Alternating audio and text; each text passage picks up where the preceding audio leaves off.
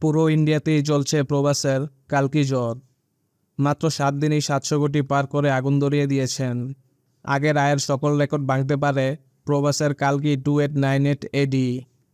প্রেক্ষাগৃহে মুক্তি পেয়েছে বলিউড অভিনেত্রী দীপিকা পাড়ুকোন ও তেলুগু সিনেমার জনপ্রিয় অভিনেতা প্রবাস অভিনীত সিনেমা কালকি। মুক্তির পর থেকেই বক্স অফিস কাঁপিয়ে দিয়েছে সিনেমাটি। ছবিটি মুক্তির মাত্র 7 দিনেই 700 কোটি পার করে ফেলেছে।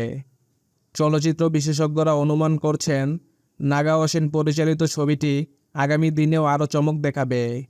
এখন থেকেই সিনেমা প্রেমীরা এর দ্বিতীয় পর্বের জন্য অপেক্ষা শুরু করে দিয়েছেন। বিশ্বজুড়ে ছবিটি 7 কোটি পার করে ফেলেছে। বক্স অফিস হিসেবে কালকি এই বছরের সবচেয়ে বেশি আয়ের সিনেমার হিসেবে শীর্ষে উঠে এসেছে। এই ছবির হিন্দি সংস্করণ এখন পর্যন্ত 162.8 কোটি আয় করেছে। তবে এই বছর সবচেয়ে বেশি আয়কারী সিনেমার তালিকায় কালকি রয়েছে এখনও 4 নম্বরে। আয়ের দিক দিয়ে এই ছবির আগে এই বছরে রয়েছে ফাইটার ও শয়তান সিনেমা। প্রায় 200 কোটি রুপি ব্যয়ে বিগ বাজেটের সিনেমা কালকি 2898 এডি। এতে দীপিকা পাড়ুকোন ও প্রভাস ছাড়াও অভিনয় করেছেন কমল হাসান, অমিতাভ বচ্চন, দিশা পাটানির মতো তারকারা।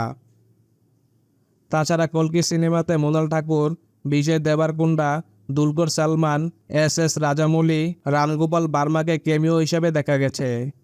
কালকি 2898 এডির মধ্য দিয়ে ভারতীয় সিনেমার 50 বছর উদযাপন চলছে।